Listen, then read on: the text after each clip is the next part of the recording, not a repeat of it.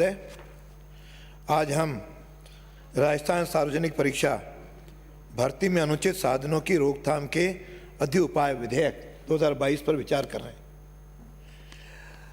राजस्थान में तो क्या पूरे भारत में किसी भी भर्ती के लिए परीक्षाएं होती हैं और उस समय लाखों करोड़ों विद्यार्थियों की इच्छा रहती है कि मुझे न्याय प्राप्त होगा, योग्य का सिलेक्शन होगा, परीक्षा सही ढंग से होगी और सही ढंग से सिलेक्शन होगा। लेकिन पिछले 3 वर्षों के अंदर विशेष रूप से जिस तरह से 15 बड़ी भर्ती परीक्षाएं हुई हैं, एक भी बेदाग नहीं गई। आज आरएस परीक्षा की चाहे देख लें, चाहे पटवारी भर्ती 2021 देख लें, चाहे कांस्टेबल भर्ती 2019 देख लें, चाहे एसआई भर्ती 2021 देख लें, चाहे रीट की परीक्षा देख लें, प्री प्राइमरी शिक्षक की परीक्षा देख लें, यानी एक एक परीक्षा को मैं गिनूंगा तो अधिक समय लगेगा। लेकिन इन सारी परीक्षाओं के जो हाल हुए हैं वे निश्चित रूप से आज लोगों का विश्वास समाप्त सा हो गया है। यानी आज सरकार ने अपनी विश्वसनीयता इन भर्ती परीक्षाओं में खो दी है और जिसके कारण से आज चारों ओर अविश्वास त्राही त्राही मची हुई है। क्या करें? प्रावधान जिसमें आप ये संशोधन लाए हो, राजस्थान सार्वजनिक परीक्षा अधिनियम 1992, ये पहले से विद्यमान है। प्रावधान तो उसमें भी कुछ हैं, लेकिन मैं आप पूछना चाहता हूँ उस प्रावधानों का आज तक कभी उपयोग हुआ क्या? कारण प्रावधानों के अंतर्गत किसी को सजा हुई क्या? कितने कोई मुकदमे दर्ज हुए क्या? किसके खिलाफ कोई कार्रवाई हुई क्या? लेकिन एक के खिलाफ कार्रवाई नहीं हुई। इसके कारण से मनोबल बढ़ते गए और आज ग्रोह के ग्रोह पनप गए और उस ग्रोह में जो स्थिति बनी है बिल्कुल संगठित ग्रोह हैं जो डमी अभ्यर्थियों को भी बैठाते हैं, फर्जी डिग्रीधारी को भी बैठाते हैं। ये फर्जी डिग्रीधारी कैसे हो रहे हैं? आपका एडमिशन स्कूल कॉलेज में है, उस समय कहीं प्राइवेट दूसरी जगह भी लेके एसटीसी का सर्टिफिकेट लाते हो, इस परीक्षा में बैठते हो। यानी इस तरह का ग्रोह के ग्रोह बने और धन के लेन देन तो पता नहीं अरबों रुपए करोड़ों रुपए का होने लग गया। मैं रीट पे आऊँगा, उसमें मैं बताऊँगा कितने करोड़ों रुपए के लेन देन हुआ है। और तो और राजनीतिक प्रभाव और संरक्षण, इसका मैक्सिमम उपयोग है। आज जैसे कोचिंग इंस्टीट्यूट की चर्चा हुई, ये कोचिंग इंस्टीट्यूट क्या है?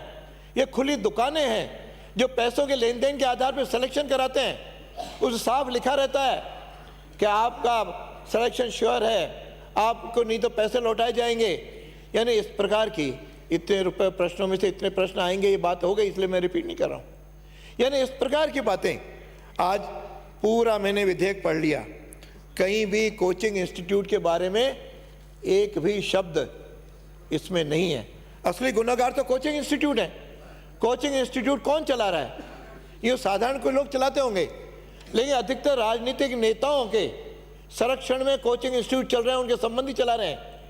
और उन्हीं के आधार पे हमने विधानसभा में प्रश्न भी पहले भी आया कि हमारे एक वरिष्ठ नेता के परिवार के 3-3 लोगों के 80-80 अंक आ गए आरपीएससी में, आरएस की परीक्षा में। यानी कैसे हुआ? वो अभी एक कोचिंग इंस्टीट्यूट, कलाम कोचिंग इंस्टीट्यूट वहाँ चलता है। इस प्रकार के कोचिंग इंस्टीट्यूट पूरे राजस्थान में फैले हुए हैं। वो इस प्रकार की परीक्षाएं करवाते हैं, इस प्रकार की तैयारी करवाते हैं और उसके अंदर इन सारी परीक्षाओं के कोचिंग इंस्टीट्यूट के ऊपर यदि कुछ तो लगाम लगाते, मैं कहता हूँ असली जिम्मेदार को यदि आप छोड़ करके करते हो, उसका मेजर कारण ये है ये राजनीतिक व्यक्तियों के कोचिंग इंस्टीट्यूट हैं, इसीलिए उस पर कोई हाथ डालना नहीं चाहता। और इसके अंदर अभी एक सर्वे हुआ, उस सर्वे के अंदर लोगों से पूछा गया कि ये सारी परिस्थितियाँ हैं, इसके प्रति आप संतुष्ट हो क्या? 87% लोगों ने कहा कि हम संतुष्ट नहीं हैं। फिर पूछा कि नकल कराने के अंदर जिम्मेदार में आप किसको मानते हो? तो 83.7 लोगों ने, अभ्यर्थियों ने ये कहा कि इसके लिए नेता ही जिम्मेदार हैं, मंत्री और नेता जिम्मेदार हैं। केवल 17% लोगों ने कहा कि अफसर जिम्मेदार हैं। लेकिन अफसरों से ज्यादा जिम्मेदारी कि अफसर तो जी हुजूर हैं, जिसको मंत्री जैसा कहेगा, नेता कहेगा यस सर, अभी गुलाम भी होने लग गए। नहीं, नहीं दे साहब ने तो सत्ता में अब नेता सब है। चुनाव लड़के सब नेता है, सारी पार्टियों के सामने ये क्लियर कर सर्वे दो, में कहा है, भास्कर में छपा है, सर्वे में कहा है। सारी पार्टियों के सामने क्या क्लियर कर दो।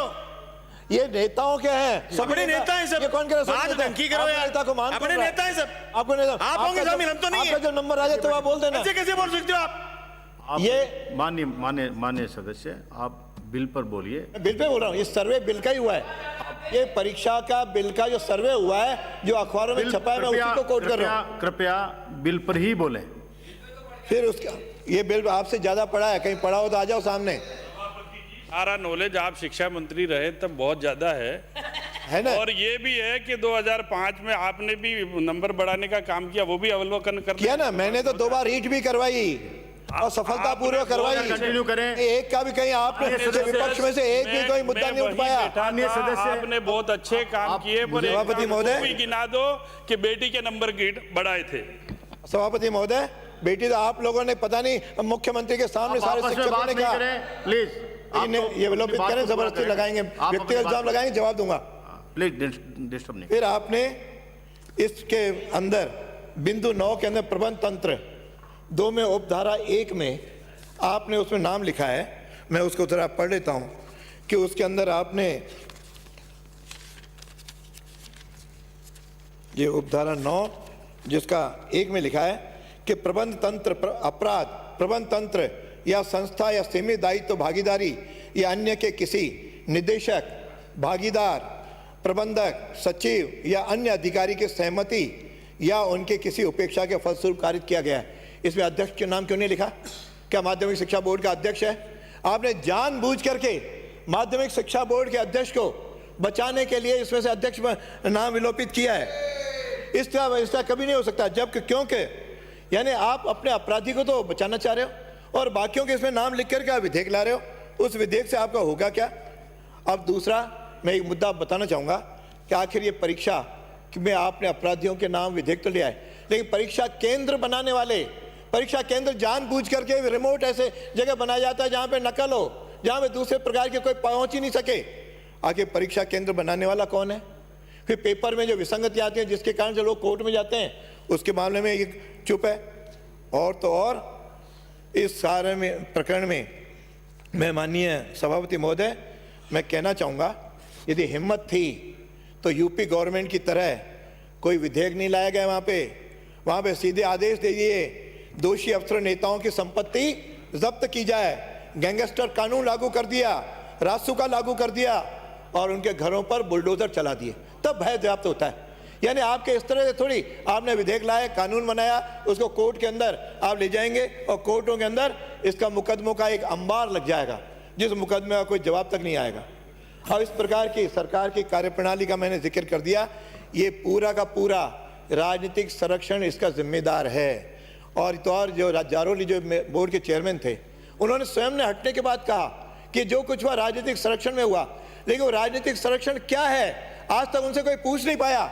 इसलिए मैं सदन के इस जिम्मेदारी से कहता हूं, यदि एसओजी जारोली को गिरफ्तार करके उसके पूछताछ करे।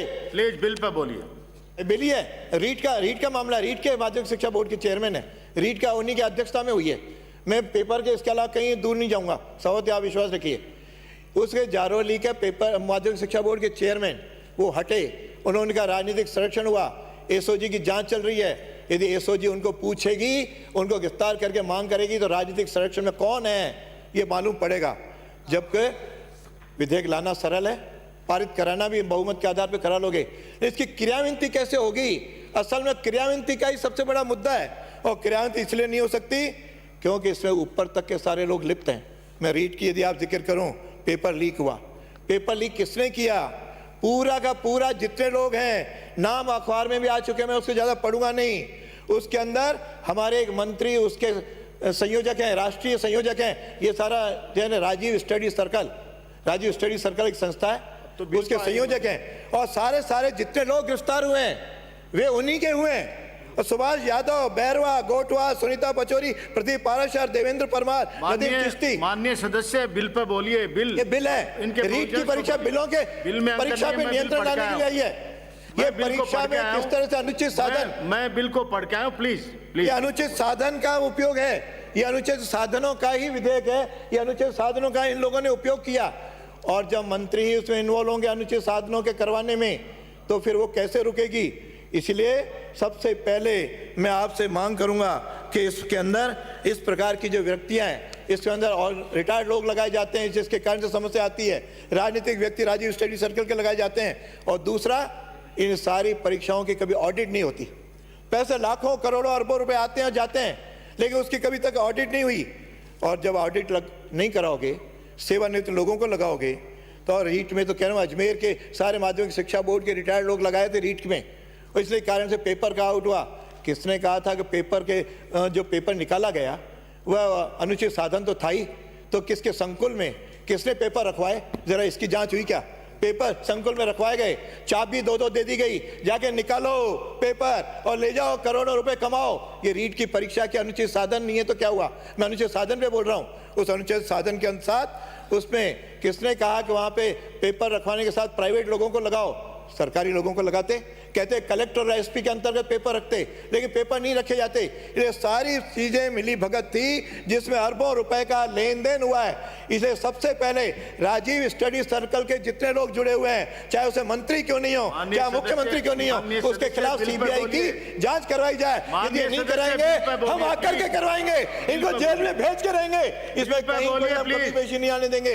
इस प्रकार की स्थिति है। अतः मैं आपसे मांग करूंगा कि इसके लिए दो बातें कह के अपनी बात पूरी करूंगा कि इसमें आप यदि बिल बनाना ही था तो एक जुडिशियल लोगों के साथ बैठ के बनाते, एक जुडिशियल कमीशन बनाते जो इस तरह के विचार करती कि ये तो राजनीतिक व्यक्ति हैं, ये तो अपने हित की बात करेंगे, क्रियान्वित इन्हीं को करनी है, ये क्रियान्वित कर नहीं पाएंगे। जब क्रियान्वित होगी नहीं तो इस प्रकार के विधेयक लाने का केवल लोगों के जो बेरोजगार लोग हैं उनके आंखों में केवल धूल झोंकने के अलावा कुछ भी नहीं है। इसलिए मैं चाहूंगा कि एक जुडिशियल कमीशन बना करके उसके आधार पर वापस बनाया जाए, जल्दबाजी में पारित न किया जाए। इसीलिए इस पे निश्चित रूप से इसको 6 महीने के लिए आप जनमत के लिए प्रचारित किया जाए, जल्दबाजी में पास न किया जाए। धन्यवाद।